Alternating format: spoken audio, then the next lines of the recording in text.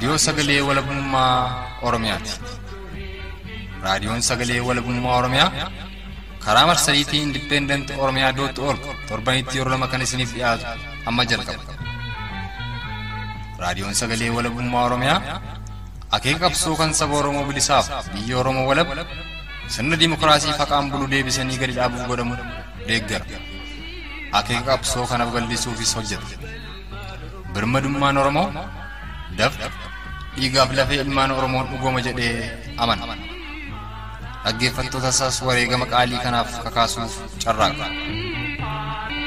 Kun raadiyoo sagalee walabummaa Oromiyaati.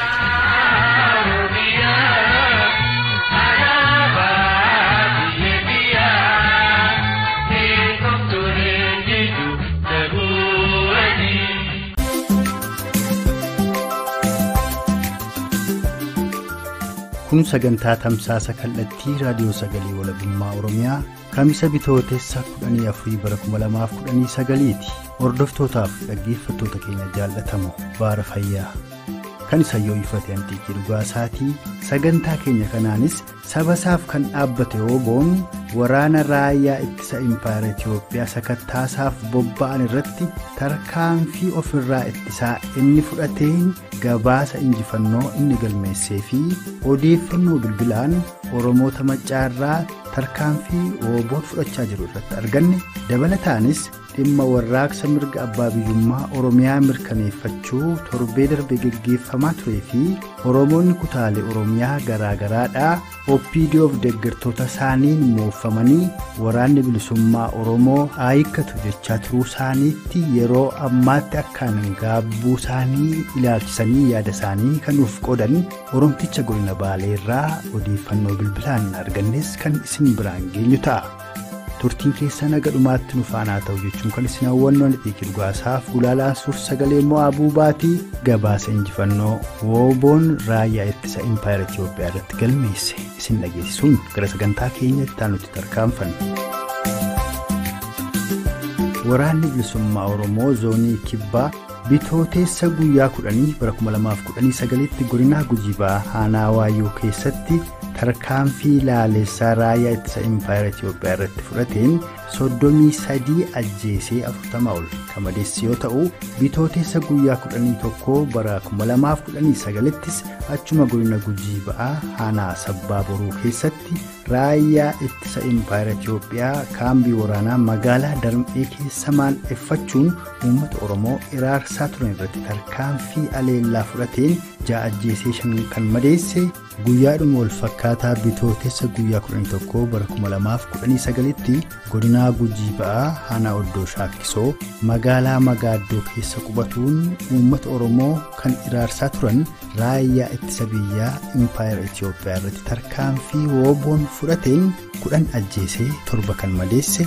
Tarkaanfiin akkanaa kunis godinoota Oromiyaa waraanni bilisummaa Oromoo Ooboon keessa socho'u hunda keessatti raayyaa ittisa Impaayera Itiyoophiyaa fi ergamtoota isaa irratti tibba kana ka fudhatamaa ture ammas jabaatee kan itti dhufee jiru yoo ta'u Ooboon zoonii lixaas kibxata darbee godina Qellem Wallaggaa Aanaa Gaa'oo Qebbee bakka addaa Qirixxee jedhamutti raayyaa ittisa biyyaa sakattaa Ooboof konkolaataa waraanaa wooraalii 3 itti bobba'an hatteedhee eeguudhaan konkolaataa 3 raayyaa ittisa biyyaa irra jiran waliin bakkatti kan daaresse haga guyyaa har'aattis tarkaanfiin Ooboon raayyaa ittisa biyyaa irratti fudhatamaa ka jiru ta'uu odeeffannoo maddeen keenya gamasiirraa arganne beekuun danda'ameera.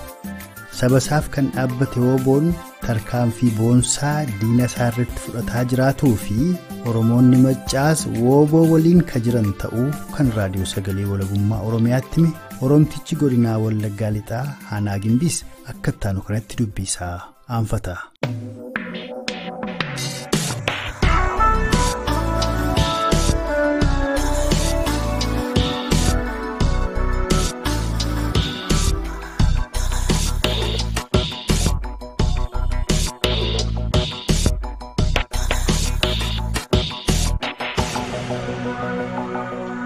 waraanni faasistii mootummaa wayyaanee kanaa woboo garaagara diiguudhaaf kottaa galaa jechuudhaan namoota muraasallee keessaa goomsuudhaan ofitti deeffatee garuu waraanni bilisummaa Oromoo isa kanaan dura caala kutannoo fi jabeenyaan waraana mootummaa kanaa irratti tarkaanfii gurguddaa fudhataa jira. Akkasumas illee meeshaa gurguddaa isaan fe'atanii yookaan immoo waraana bilisummaa Oromootiin balleessuudhaaf qopheeffatan illee baay'ee akka boojeedha jechuudha. Keessumaa naannoo Dambidolloo iddoo Garjeeda jedhamutti waraanni bilisummaa Oromoo tarkaanfii gurguddaa fudhachuudhaan waraanni faasistii mootummaa wayyaanee oraalii tokkorra kan jiru nama 50 ture. Nama 50 keessaa nama 47 battalumatti barbadaa'uudhaan nama 3 kan lubbuudhaan hafe jechuudha.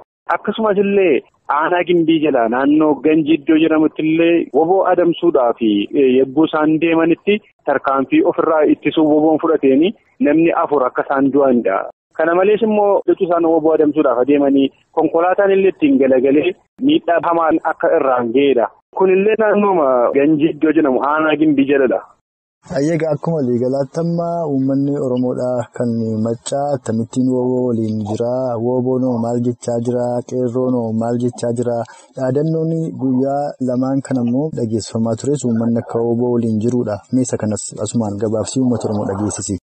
Yeroo naannoon Booranaa fi yeroon wallaggoonni arfan woboo bira ijaajjuudhaan dhaabbatanii hubannoo dhabii isaanis haa ta'u goomsaa abbootii gadaa fi goomsaa Jawaar Mohammadii fi goomsaa Baqqalaa Garbaanis haa ta'u xiqqoo ishee Oromiyaa keessaa biyyoonni tokko tokko nu deeggaruu dhaabuu irra ga'anii turan yookaanis immoo isin abaawoodhaa warra ofittoo warra biyyan jaallanne warra lammaa fi abiyyan jaallanne nuun jedhanii baay'ee nu ceephaa turan Oromoo naannoo lixaa fi naannoo Booranaa jiran jechuudha. Garuu amma booda keessa kaayyoon abaa'uu dhugaa ta'uusaa hubatanii abaa'uun maaliif akka inni qabsaa jiru hubatanii eeguttii hiriira mormii kanallee ba'anii nuti abaa'uu bukkee ijaajjina woboo keenya bukkee ijaajjina jaal marroo si bukkee jirra jaal goolicha dheengee si bukkee jirra jechuudhaan dhaadannoo akkas akkasiillee fudhatanii eeguttii isaan ba'anii baay'ee nu dhibaa ture maaliif akkuma rajiijiin isheen jedhamtu yoo amma miiccan illee hin qulloofne viidiyoo yoomiyyuu akka isheen hin qulloofne uummati Oromoo hubate kaayyoo abaa'uun qabatee adeemu kana uummata Oromoo fi wabii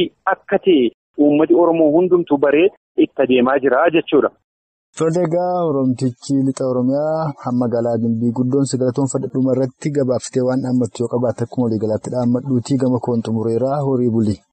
Wanti dhaammadhu ammallee uummata Oromoo saba bal'aa kanaaf tokkoof tokko kan wabii ta'ee fi dhaabatu adda bilisummaa Oromoodhaa kana irra deddeebi'ee yeroo hundumaa nan jedha. Kanaaf goomsa OPDOs haa ta'u ODPs haa ta'u goomsa Jawaar Mohammadii fi goomsa Baqqalaa Garbaa haa ta'u tokkollee utuu hin fudhatin uummati Oromoo akkuma kanaan dura woboo bukkee jaajjaa ture ammallee itti siqeenyaan bukkee dhaabbachuudhaan wabii keenya kan ta'e kana isa faana hiriirree Oromiyaa bilisoomte keessa guyyaa tokko alaabaa dhugaa qabannee akka naannoofnudha. Kanadha uummata Oromoo bal'aadhaan kan isin naaf geessan. Tooraa bulaa galatoomaa. Waraana bilisummaa Oromoo woboo diiguuf aggaammiin bifa garaagaraan geggeeffamaa tures woboon kan hin diigamin ta'uu fi ka duraarra daran jabaatee kan tarkaanfii isaas itti fufee jiruu fi uummata isaas kaboonsaa jiru ta'uu dabalataanis Oromoonni kutaalee Oromiyaa garaagaraa keessaa kanaan dura woboon hiikkachuu qaba jechuun gara booddeetti harkifataa turan yeroo ammaatti ammoo woboon hiikkatuu hin qabu jedhanii dubbataa akka jiranii fi shira diinaattis ka dammaqanii jiran ta'uu isaaniitti gammachuu ka qabu ta'uu isaati kan inni dubbate. Kanatti aansuudhaan ammoo Oromtichi godina Baaleedhaa uummanni Oromoo kutaalee Oromiyaa garaagaraa keessaa kanaan dura goyyomsaa OPDOf deeggartoota isaaniitiin woboon hiikkatu jechaa kan turan ta'uu fi innis akkas jechuu isaatti yeroo ammaatti akkaan kagaabbee jiru ta'uu garuu gara fuulduraatti woboon hiikkachuu akka hin qabne innummaan mataansaayyuu hidhachuu akka qabu kaasuun haala waliigalaa warraaqsa tibba darbee irrattis yaada isaa nuuf qoodaa turtiin keessan ammas nu faanaa ta'uu Oromtichi godina Baalee akka taanu kanatti dubbisaa aanfata.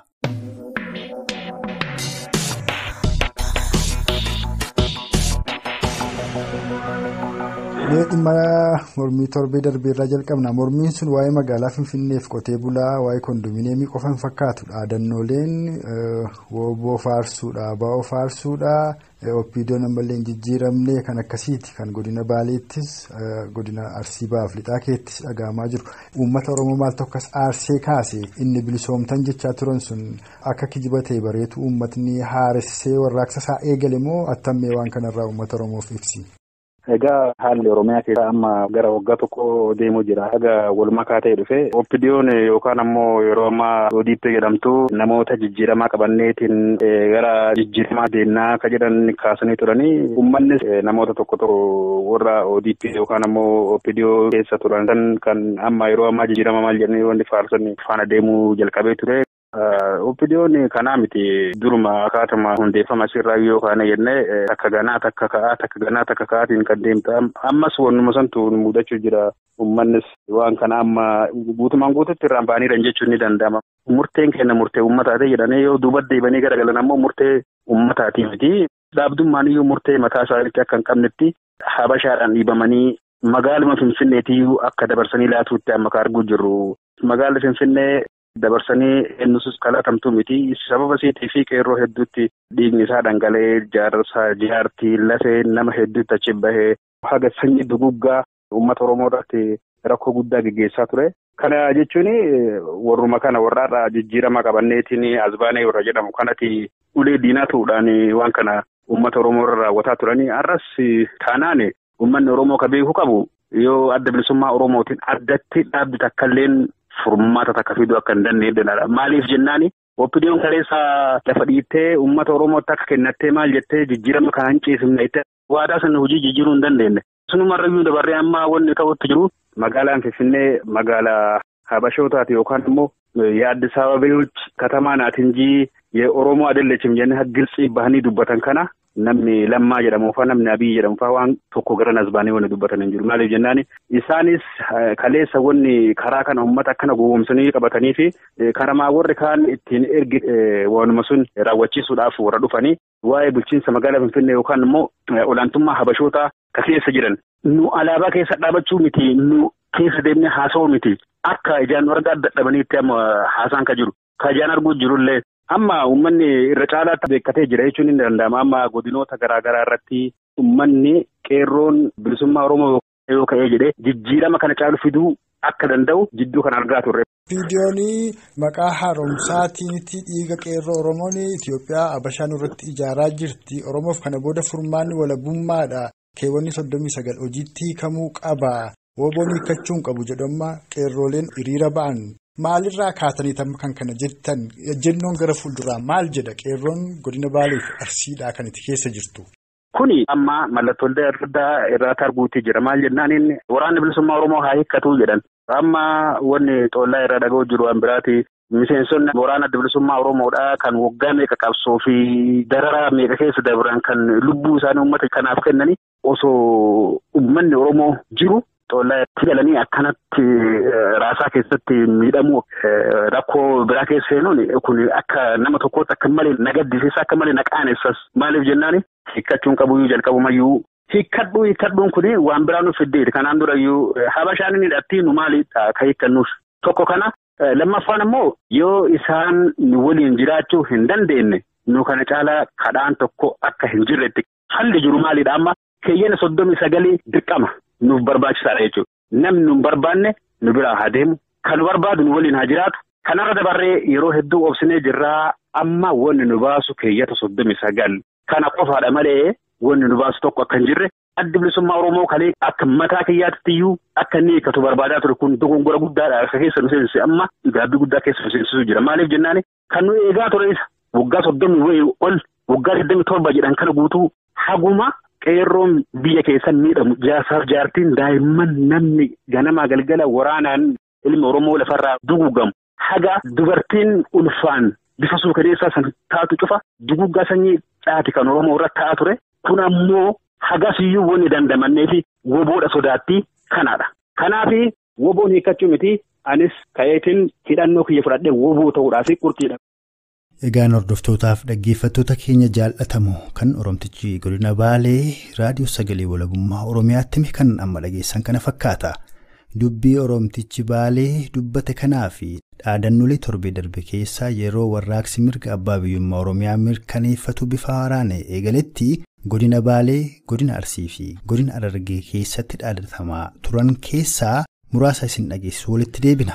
Viidiyoon kana taasisanii dhageessan kun kan godina Baalee keessatti torbee darbe qeerroof qarree Oromoon dhaadatameedha.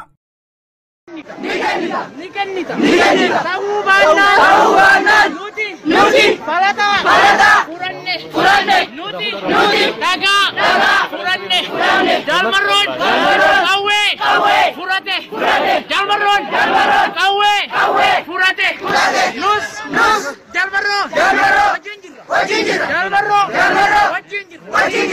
jira sababni osoo nuti kenna sinin jedhe nu gurgurtan Jalmarroon hoggana keenya Jalmarroon olchiisaa keenya Jalmarroon hoggana keenya bilchaataa keenya goota keenya diinaa miti Jalmarroon kadiina jedhuun habashaa qofa Jalmarroon sanyii nadhiiti guddisa laggasaati guddisa nadhiiti guddisa guutamaa hawaasa kanaafuu goota keenya cinaa dhaabbanna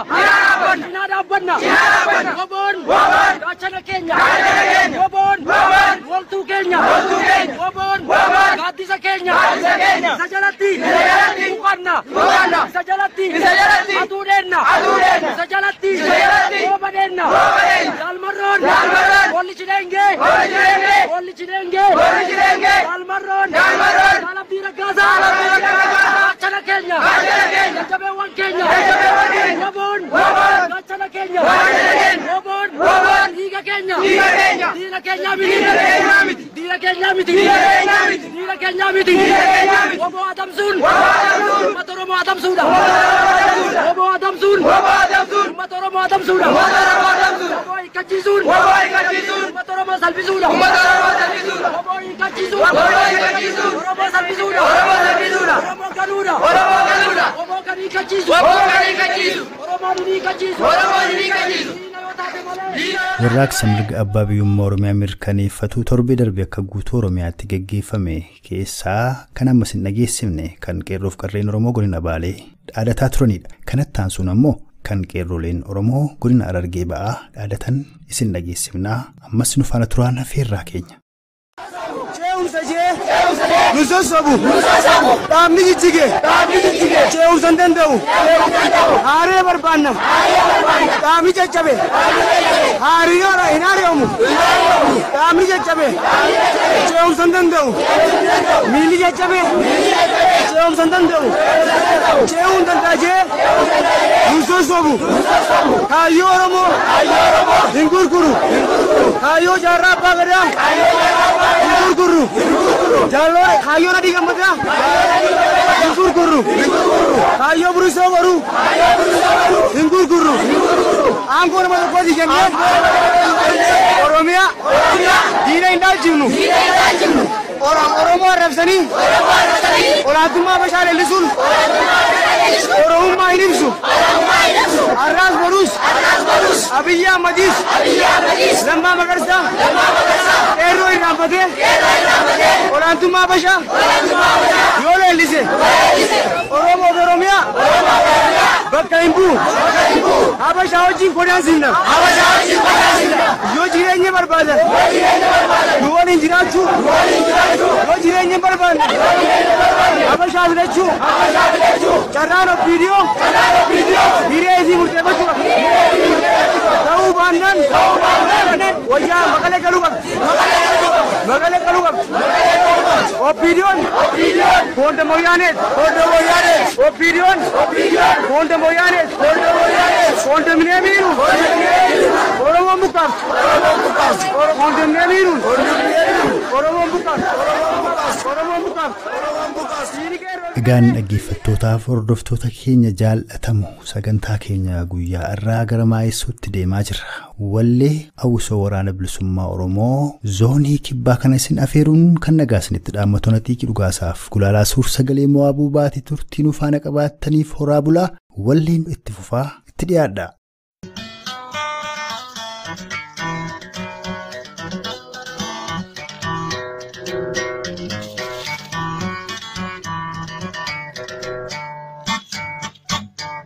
Kapsondani dandamna katil bilisumma gutu bafna garbumma talamtu idulfatu kapsonan garro injabatu ada kapsondani dandamna katil bilisumma gutu bafna garbumma talamtu idulfatu kapsonan garro injabatu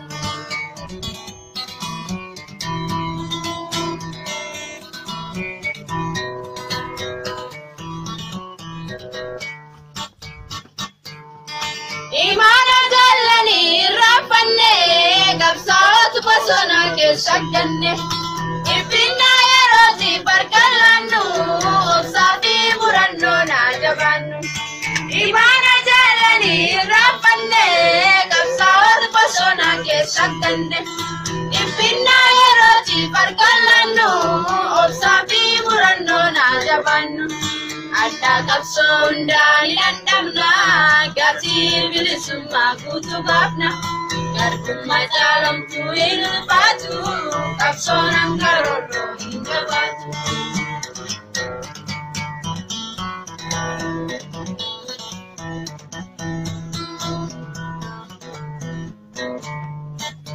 Kapso kesa kapso kurra tarkabin jarjarru obsan turra Amaras tanggapi watandenye kapso bidang papna galmangenye Rako kapso kesa kapso kurra tarkabin jarjarru obsan surra Amaras tanggapi watandenye kapso bidang papna galmangenye Ada kapso ndani dandamna katil bilisumma gutu bafna garbumma talamtu idulfatu kapsonan garro injabatu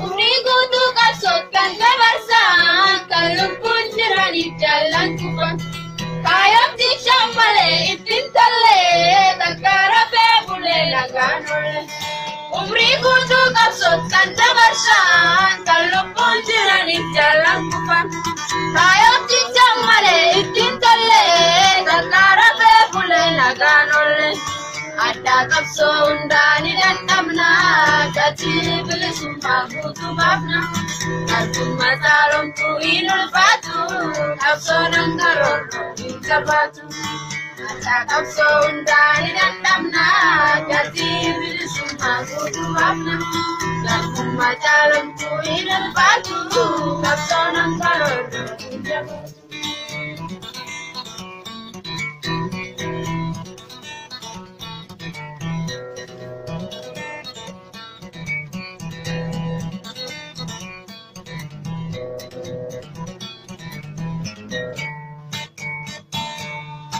Abdin kutim baru arramiti rakom dikuna masni dabarti kesi berantaru sumen kata inti bando keti targan kata Abdin kutim baru arramiti rakom dikuna masni dabarti kesi berantaru sumen kata inti bando keti targan kata Ada kapsondani dandamna katil bilisumma gutu bafna garbumma talamtu idulfatu kapsonan garro injabatu Ada kapsondani dandamna katil bilisumma gutu bafna garbumma talamtu idulfatu kapsonan garro injabatu Rakonan garro injabatu Beli yang garro injabatu warri angaroorro hin jabaatu.